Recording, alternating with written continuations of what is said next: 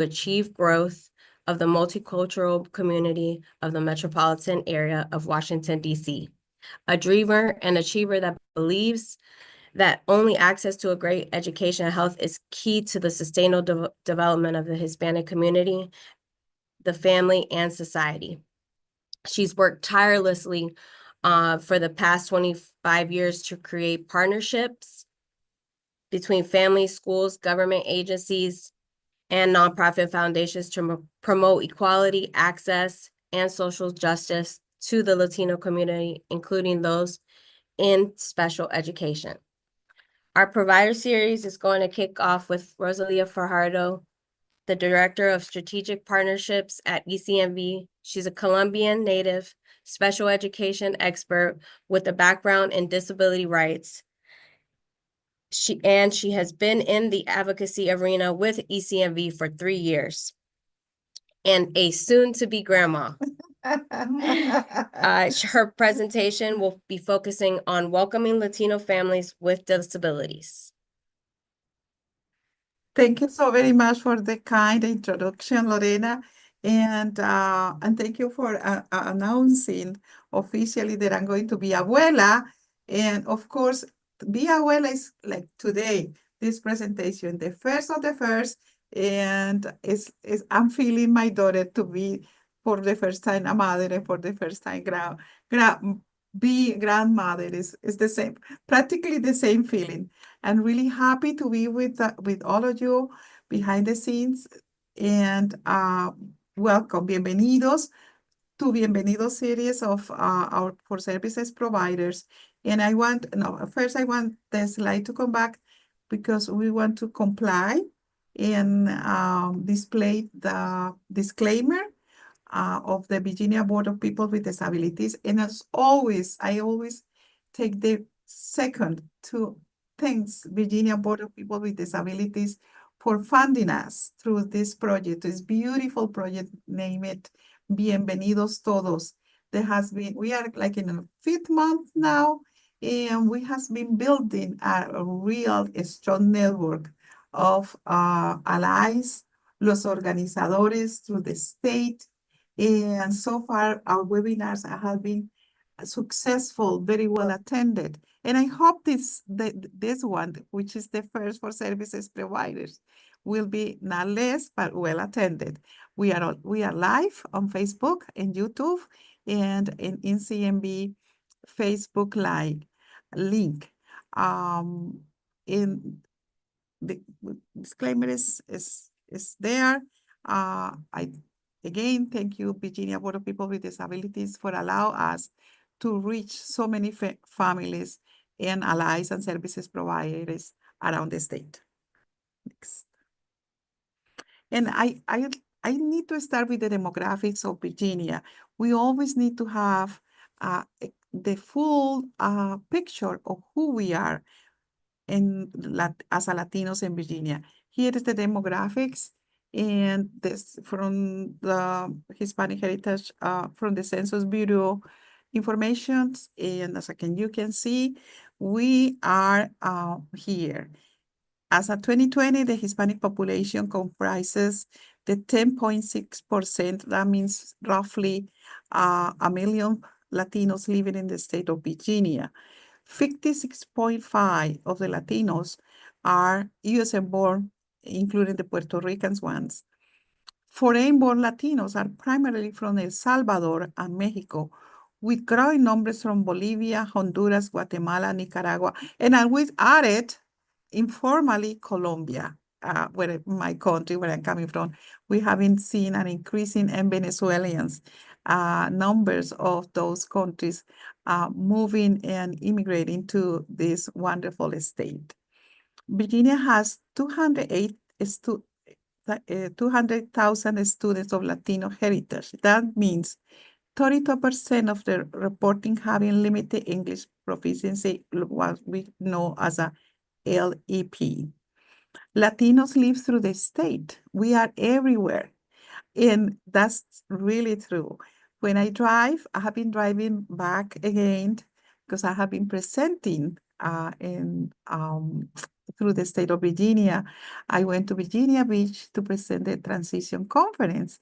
And of course, I got lost in the middle of the roads. I was kind of a little confused, but I said, I'm very close because I can see a Mexican restaurant in the middle of somewhere. And I said, okay, hay alguien por aquí que habla español, and it will help me to get straight back to the road and finally reach my destination. We are everywhere. If you can see the Mexican restaurant, La Tienda, now we have other countries, presence of other restaurants, Colombians, Venezuelans, Salvadorians, all around the state. We are all around the state. An estimated 6,000 migrant workers travel through Virginia each year, according to Legal Aid Justice Center. And how I want you to connect to the migrant workers. They are key for our economy. They are working in Virginia Beach, as an example, in the plants that collect the fishes and fix all of that. They are, the migrant workers are helping us to have a very beautiful Christmas because they collect and fix all the Christmas trees that are around 81 corridor. And those are migrant workers who are doing that during the season and harvesting the apples and all those beautiful products that we have and products that we have around the state. So many of those labor works are made by migrant workers. Next. And diversity within Latino community. Bienvenidos to the colorful Latino community that we have in Virginia. And we are here, but we're not the same. We are totally different in between us. And that's something that we fiercely defend as a Latino, where we are coming from. You always have in a meeting, in a fiesta, a group of Latinas and Latinos talking proudly where they're coming from.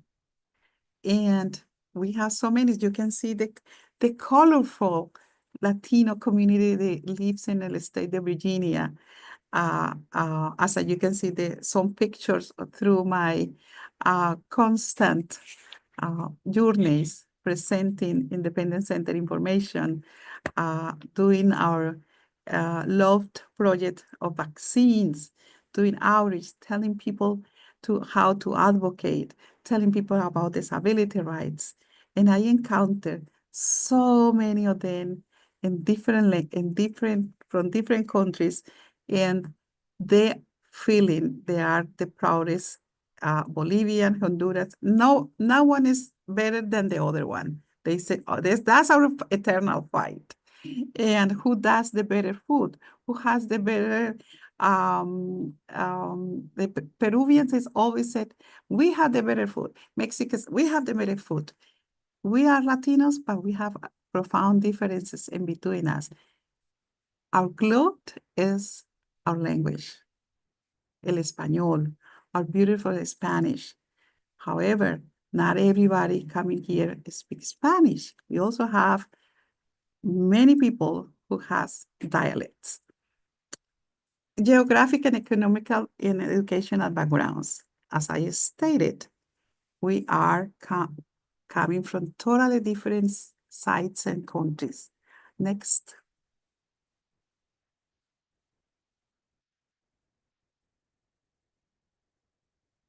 Here is the one umbrella, the language, the beautiful Espanol, and it's here.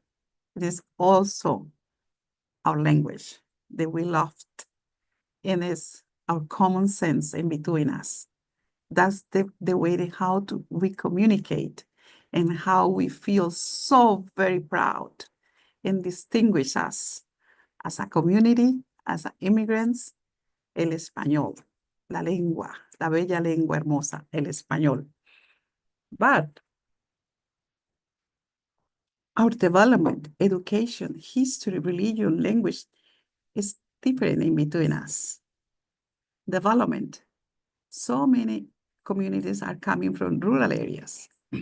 That means they have lack of education, formal education, because back in the countries, they do not have access, easily access to attend the school, the formal education. Again, maybe South Americans, where we have access to at least graduate from high school. It's more developed countries versus the rural countries that we have in South America, in Central America, like Guatemala, Honduras, rural part of Mexico.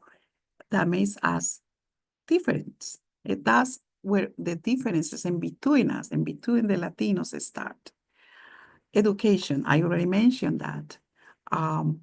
When I said education is formal education, academic backgrounds, because socially we are educated. We are a respectful community, and in that matter, we share the same values to be respectful, to treat others with our welcoming, and it's a typical Latino attitude to welcome people with the food, with our smiles, with our music.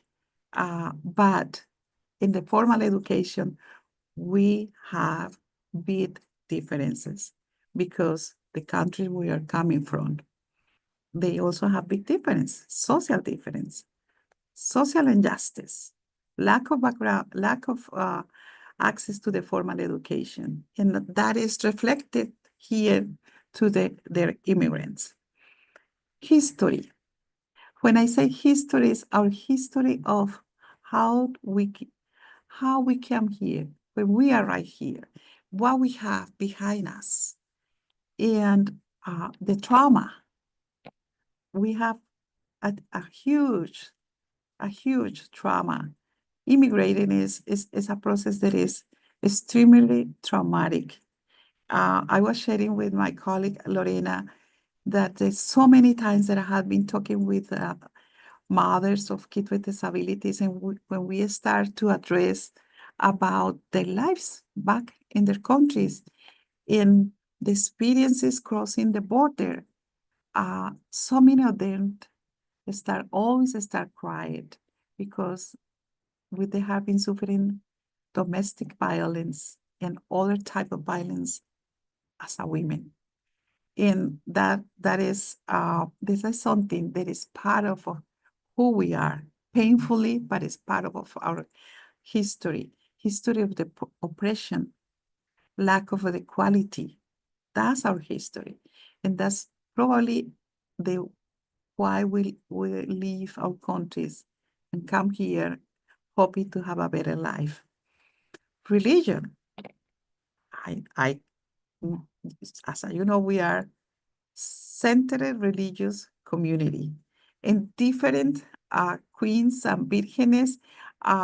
It's amazing to me how many vírgenes, Virgen de Guadalupe, and how many others we have, and we celebrate that as part of who we are, la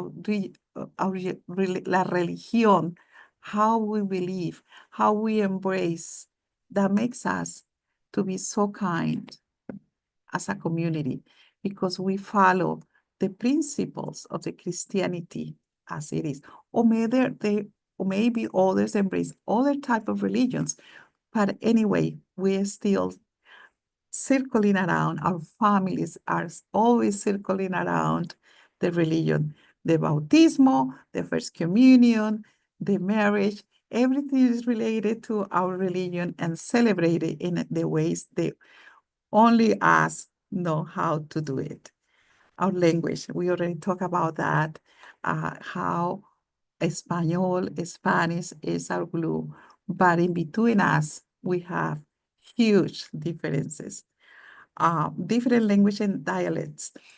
As you know, in Virginia, we have Guatemalan communities who speaks Man and other languages. Mexican communities who speak dialects, people from Osaka, for example. And that makes them different, but not unequal. It's just culturally different, which is different. It's not means is that they're not less humans. It's just that they have a richness in their backgrounds. Next. Differences, I cannot see that in between Latino cultures and the mainstream culture talking about disabilities. How Latinos, how we perceive the disability versus how the mainstream culture perceives disability. This is huge, a huge difference. When someone from the mainstream culture has a child with disability, it is start the process to find resources to accept, not immediately, but in a process to accept the reality and start to find the ways to get that child the better education, the better opportunities. As we perceive disability as a castigo de Dios, God is punished as a something that what we did wrong that to deserve to have a child with disability. It takes a lot of double, triple of the time for a Latino family to accept that they have a child with a disability. It's countless experiences that I have talking with families and telling them that it's not a God punishment, but it's the disability is not la enfermedad, because they always tiene un niño enfermo, mi niño es bad a condition, we can help them to make that little one a human being, independent and successful. But in between that, the road, taking time to accept, to develop the precious human being that is a child with a disability, they maybe lose time and resources to achieve the dream to have a better future for that member of the family with disability. It takes time. It takes a lot of time to accept it. And I'm talking by experience. Mommy Network, mainstream mothers, they have the club, the association, they do handle the system very well because we all know, because they are born here, raised here, and know exactly how to navigate the system. Not every time, but mostly all the time. For us, trusted networks and familiar with disability programs, I always make this typical question when someone come to me, a mother. Someone told me that I cannot enroll my son because I crossed the border and he is autistic, as an example, or has cerebral palsy. My neighbor told me that they cannot be in the school because we in Central American, our kids, they don't have access to the public education. And I said, okay, someone that is tu vecina told you that you cannot enroll your kid in the public schools. She doesn't know about the system. You need to come to Señora Fajardo, to other centers to find that it's not true. We have, and hopefully we will keep to have special education as a public service, free and public services. Hopefully we will have, and we are still having that. But by now we have IDA, public education, but our families are totally unaware about that.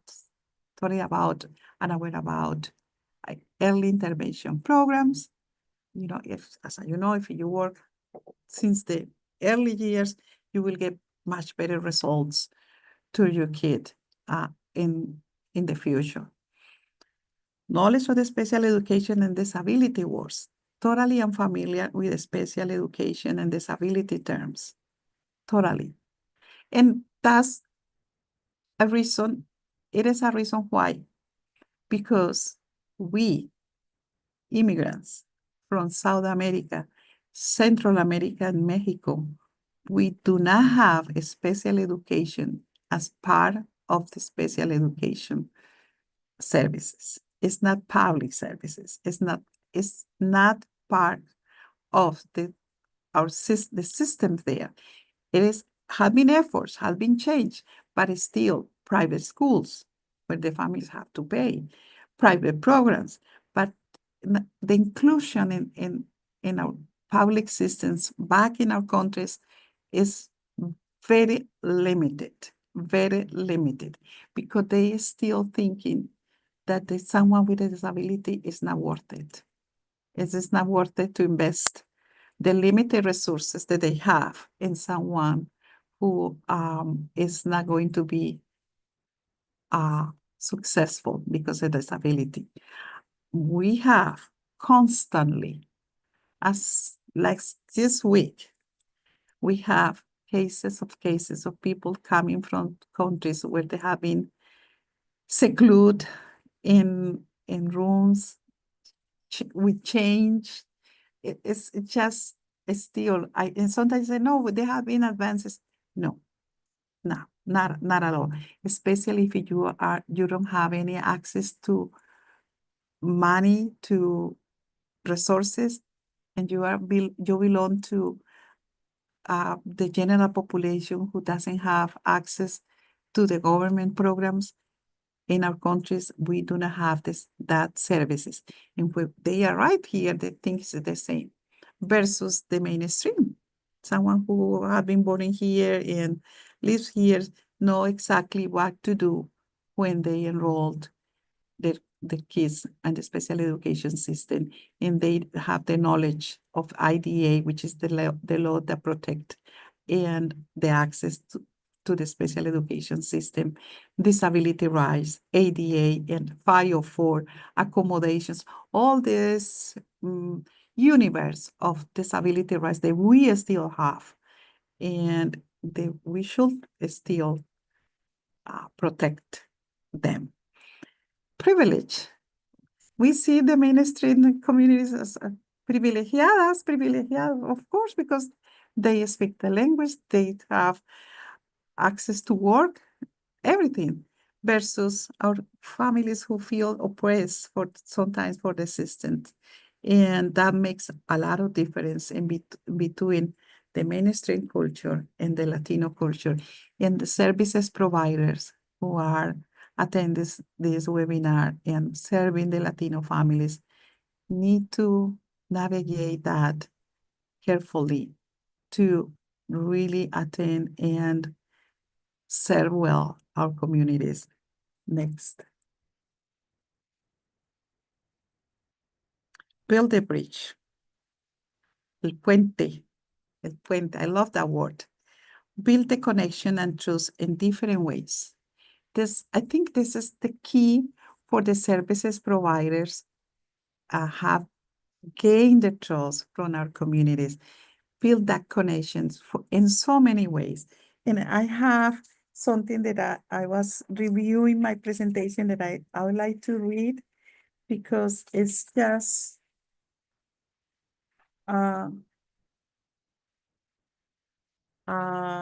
here. Understanding the Latino community. I love that. Diversity within the community. Recognize that the Latino is diverse, encompassing various nationalities and cultural backgrounds and experiences. Demonstrate cultural sensitive to build the connection in many different ways. In the ways that you have someone in front.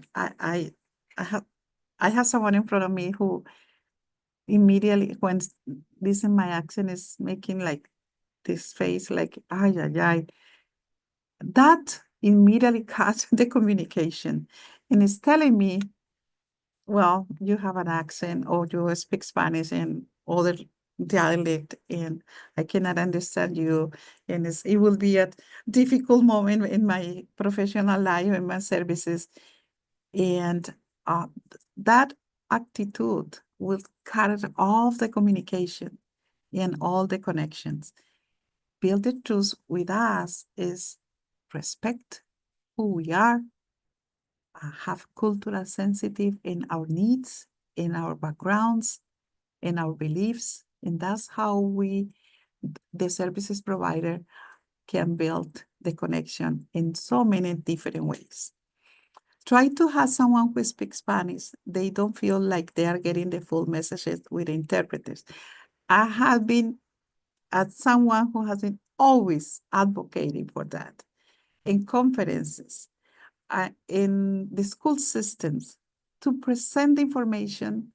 It is possible in Spanish, plain Spanish, because the interpreters, if it's possible, of course, sometimes it's not possible, but in an IP meeting, as an example, and in a health setting, sometimes they don't have access to a bilingual services provider, but it cut in half how we want to communicate versus having someone who speaks Spanish and can understand first thing inmediatamente what we want to say, and they can retrieve us with exactly in Spanish about our needs, addressing our needs in Spanish versus have an interpreter that can.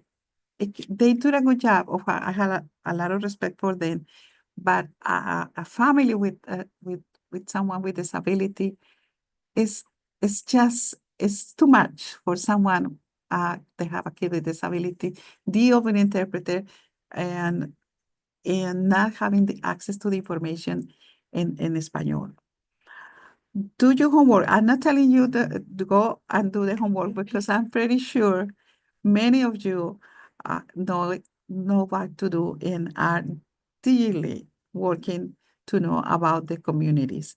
But it's interesting that sometimes I receive calls from colleagues and friends who are serving Latinos with disabilities. They say, how I need to address this family. Tell me how I can tell them that they need to, that it's not the end of the world, that we have chances when we have someone with a disability. They are doing the homework because I said, say this and this and this. Please ask to call me la señora Fajardo sometimes, and I can explain in Espanol what it is, what to expect in the future or in the present for someone who has a disability. Bring information about what you have to offer and how it will make the difference. That's key. They said, telling the families with children with disabilities, he said, here it is, that's what we have. This is how we can help you. Will make a lot of difference because you will be the trust. You will be open the magic box to those families who are always looking for support. And more than ever, in these times that we are living through, that information and that bridges has to be done. Conduct workshops and webinar in Spanish. Well, that's key. We are doing that. Bienvenidos todos. We are presenting our webinars. This is the first for services provided, and my colleagues forced me to be the first. And I said, well, reluctantly, I will do that in English, which is my second language, because I would love to do that also in Spanish, and we're doing that.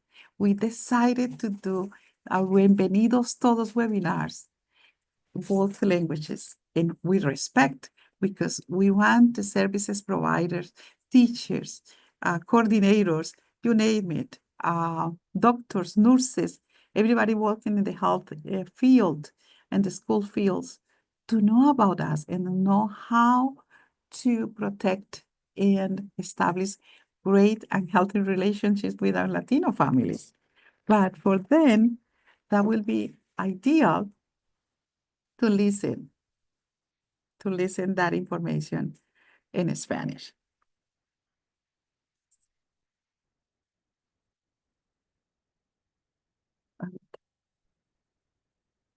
Connection. Help teach the third language. Which one is the third language? Special education. And I always joke, I said, we have to learn English with accent, but we have to be able to communicate. And then we have to learn the third language, which is the language of the special education. As other universe, we have to teach them, understand about those acronyms, different terms, the technical terms, it's a different word, and we need to help them because it will help them to get involved more easily and understand about the system if we will help them to understand the third language. Cultural relevant translation. I'm very famous because I always looking that the translation are not Google translation with this awful mistakes. It's a good tool. For me, it's a great tool, but we really need to be sure that we have the cultural context in the translations. Be really careful not using Google, and I still finding flyers. 2 months ago, I said, oh, yeah, what is that? ¿Qué es esto, señor? And I did a call, I did a due diligence to call my colleague. I said, you need to change that flyer. It's from Google, and it's saying totally different things that what the English flyer is advertising. And it's not relevant what you try to say and that you try to invite the community, the Latino communities. Please change it and use someone that is native Spanish speaker to do exactly what you try to say. We respect, because you are unrespecting our families and telling that message that is totally wrong from Google. I'm always looking for that because we deserve to be respected. We respect the mainstream communities when we try to communicate in English. We respect the system, and we are expecting the same for us as a community. And that's the way to really build the bridge that I was talking before. Connect with trusted networks. I need water. This needs to be reciprocal. Pay for focus groups, bring to fairs, and attend the meetings and help them out. Key. We have so many experiences of focus group. Now, in these times, they're getting that we really need to do the focus group without interpreters. You never will get the real feeling of a family with kids with disability through an interpreter in a focus group. I had that experience. That was how Bienvenidos Todos started. We did a focus group in Spanish about the needs. We were doing an assessment of the needs of the Latino community with kids with disabilities. And we conducted the focus group, and we paid them. We paid them, and we did it in Spanish. That was an assessment through the state of Virginia and how the Latino families were served, how were the needs. Everything was doing during that assessment during that focus group, and we paid for that, and the results were amazing. Attend the meetings and help them out if you are services pro. I know, I understand sometimes it's one services provider to attend so many, especially in the school system. But it's so many ways that you can give and provide support to our families. This is a gradual process to build the trust. Easier to destroy than to build. It takes time. It takes years. And I cannot avoid this momentum that we are going through. And build the trust in our communities, especially in these moments. With kids with disabilities, it will take time, will take more, double the time that the before, but they need us. The families with kids with disabilities, the Latino families, more than ever needs services providers who are committed to help them, to support them in the school systems and in the communities. That is David. David. Él es el título. ¿Cuál es el título? David. Okay. David is my favorite person in the world. Don't tell Margarita, my daughter. David is one of our champions in the Independence Center.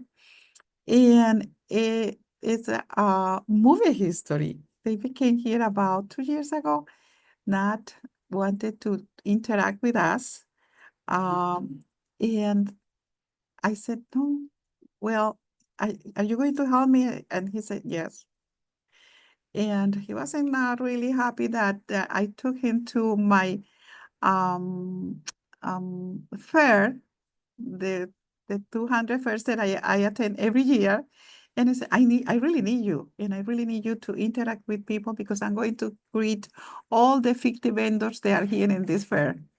And that started this beautiful history about David in an Independence Center. Today is my best partner. And please, colleagues, don't feel bad. But with David, I developed the most successful vaccination program that in CNV has been conducted.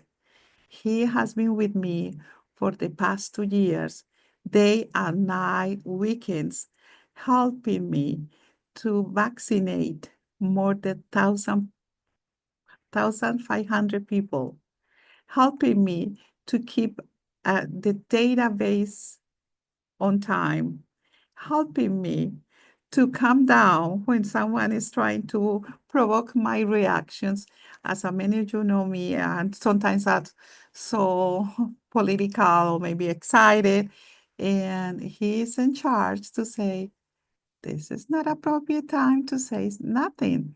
Calm down. And it's just an amazing history of having a disability and be successful. And it's thank you because Independence Center, we trusted in him and we gave the chance. I gave the chance to David, and today's is our trusted disability champion helping others and be successful. Is someone that I dearly love and that I wish that he will be a successful youth with a work. Now he's working with us, but we hope that he will have a real, as I said, a real job, because he said one day to me, I really need to have my own car. And that is the results of all this process that we have been doing with our families and youth with disabilities, in believing them and give the chances. Give always the chances through our services, because he have hope and he have dreams. And his dream is to have his own car. And my dream has been completed with him because we were able to achieve this enormous impact in our vaccination program here in Northern Virginia. And practically I did almost 90% of the events with David. And I always say, thank you, David, for helping Independence Center to achieve so many goals and most important, to impact and saved so many lives. Bienvenidos, and now it's a bienvenidos organizer. They're telling me, and it's our star. But most important is keeping me up to down, in Spanish and English. Las emprendedoras, through I cannot finish this talking about las emprendedoras. It's a group of Latinas immigrants on with them with children with disabilities. They have been attending the small business program here in Northern Virginia that is offered by Shirlington Employment Center. And we provide skills to help them to create their own business. In every class, I have at least 3 mothers of kids with disabilities. They have been starting their own business. And not only that, we always provide resources, and that I always said, you can do this. Just last night, that we were doing a race group here in Arlington, I found 2, and they said, well, I really want to start my own business because I really want to help my daughter to have another lifestyle.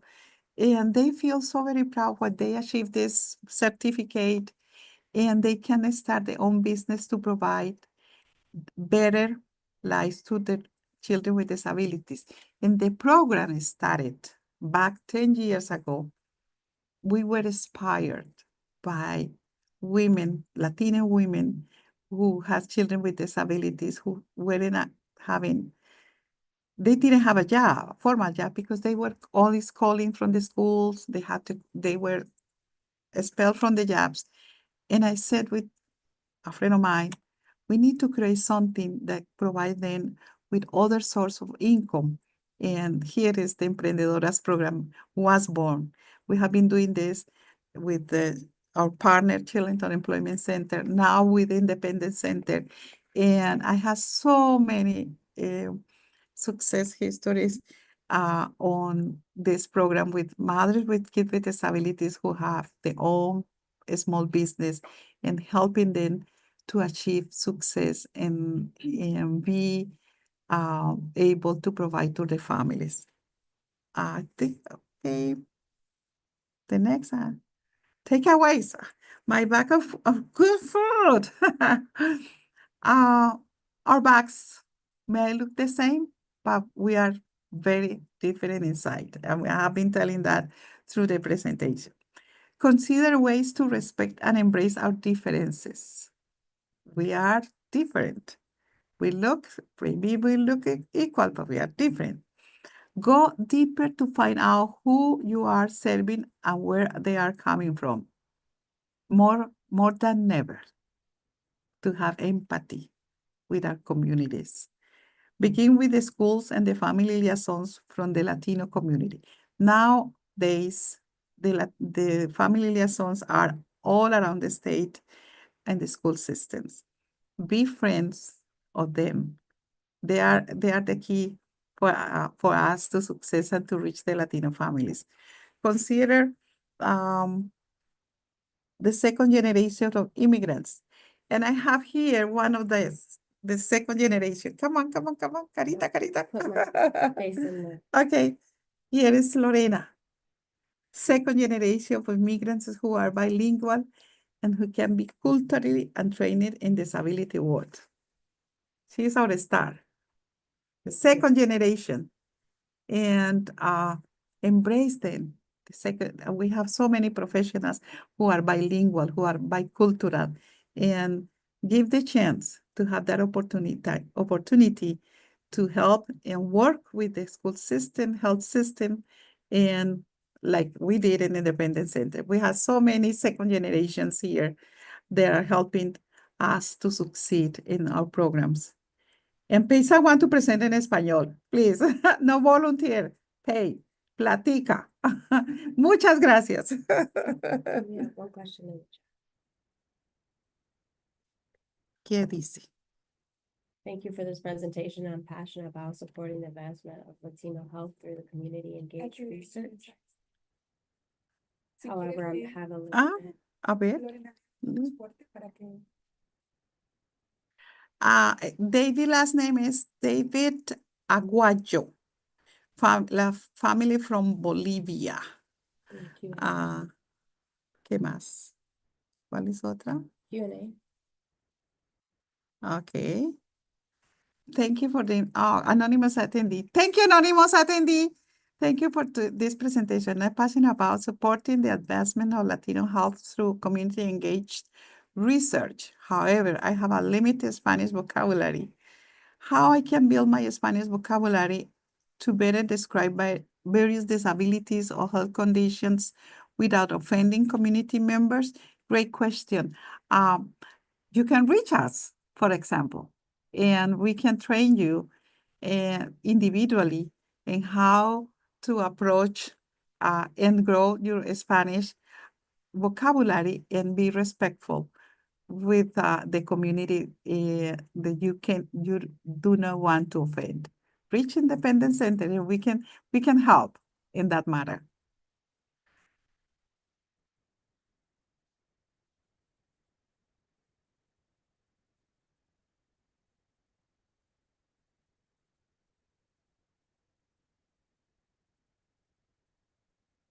My email, yes, I can share my email. Fajardo at all right. We have our next service providers webinar in April. That will be third Thursday of April. But in between of those, we will have our regular one for Latino parents in Espanol and for providers in English. Same thing that we have been doing. And very soon we'll be making the announcement for our next webinar for services provider and Latino parents at the same day. That will be April, save the date. Second Thursday. Next week, we'll be sending out the flyer. April 10th.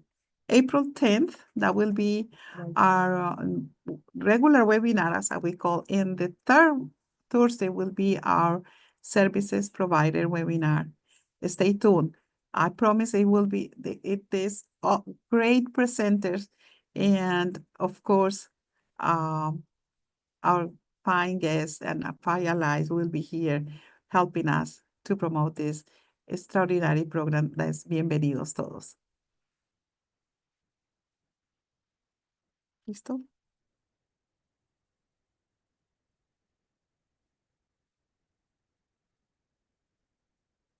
Gracias.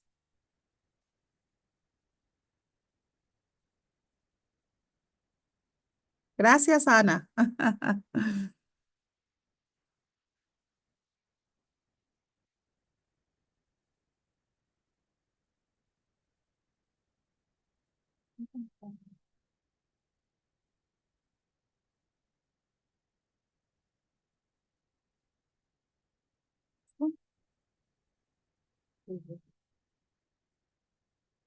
Thank you, Allison. Thank you so very much. Ya. Ok.